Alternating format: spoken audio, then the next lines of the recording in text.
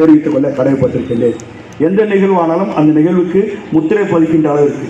அதே நேரத்தில் நானும் ஒரு மாவட்ட அமைச்சராக தளபதி அவர்களால் இந்த தினம் இருந்தாலும் போடப்பட்டிருந்தாலும் நான் ஒரு மாவட்ட செயலாளர் முறை எனக்கு இவரை பார்த்தா பொறாமை.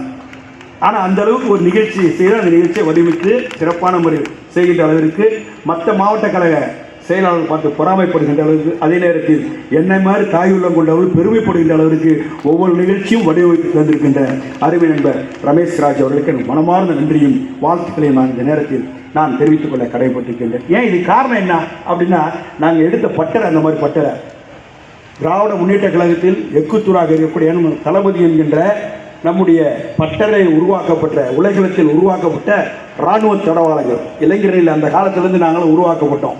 அருமை தம்பி நான் அமைப்பாளர், அருமை நண்பர் நம்முடைய டிஜிஎஸ் கோவிந்தராஜன் இளைஞர் துணை அமைப்பாளர், அதே போன்று இங்கே இருக்கக்கூடிய நம்முடைய சந்திரன் மாவட்ட செயலாளர் இளைஞர் அமைப்பாளர், அதே மாதிரி இங்கே ரமேஷ்ராஜ் அவர்கள் ஒன்றியத்துடைய அமைப்பாளர், பரிமளம் அவர்கள் இளைஞருடைய அமைப்பாளர், அதே மாதிரி இங்கே சாதிக்கு அவர்கள் அமைப்பாளர், இங்கே வர இருக்கின்ற மாண்பு அமைச்சர் பார்த்தீங்கன்னா மாவட்டத்தினுடைய அமைப்பாளர் இளைஞரிலிருந்து அவருடைய பட்டறையில் அவருடைய பரிசு பட்டறையில் வந்து உலகளத்தில் உருவாக்கப்பட்ட இராணுவ தளவாடங்கள்.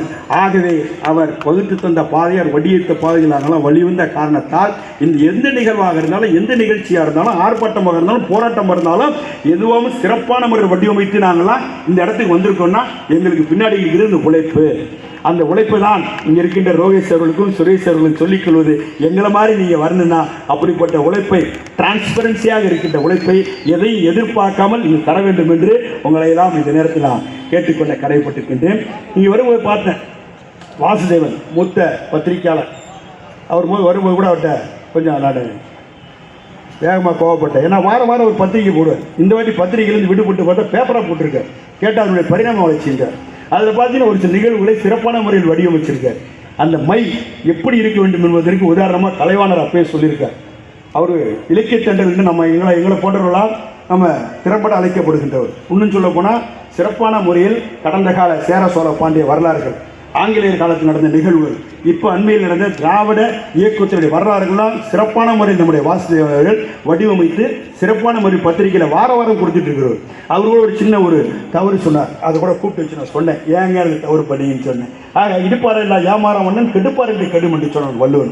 அது போல தவறுகள் யார் செய்தாலும் அது தட்டி கேட்கிற தவறே கிடையாது, அது திருத்திக் கொள்வது மனித உண்டு என்ற அடிப்படையில் தான் அருமை நண்பர் இலக்கிய தென்றல் சிறப்பான முறையில் பத்திரிகை நடத்துகின்றார். அவர் எழுதுகின்ற மையெல்லாம் பார்த்தீங்கன்னா சிறப்பான முறையில் மை வந்து சாதாரண விஷயம்.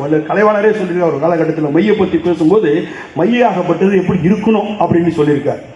மையில் வந்து அந்த காலம் இப்போல்லாம் மையில் பால் பென் யூஸ் பண்ணுறோம், நம்ம யூஸ் பண்ணுறோம், முடிஞ்சு தூக்கி போட்டுரும். இது இந்த பேனா பால் பென் பேனா இப்போ யூஸ் பண்ணுற பேனாலாம் பார்த்தீங்கன்னா யூஸ் அண்ட் த்ரோ தான். ஆனால் அந்த காலத்தில் மை கூடன்னு வச்சுருப்பாங்க, அதை தொட்டு தொட்டு தான் எழுதுவாங்க.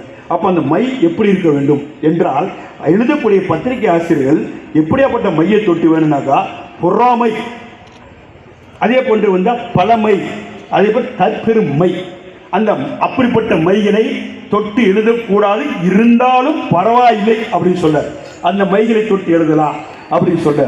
தற்பெருமை என்ன தன்னை பற்றி தானே எழுதுகிறது. பழமை பற்றி எழுதுனா அந்த காலத்தில் இருக்க திருமணம் இளமை பாலியல் இறப்பு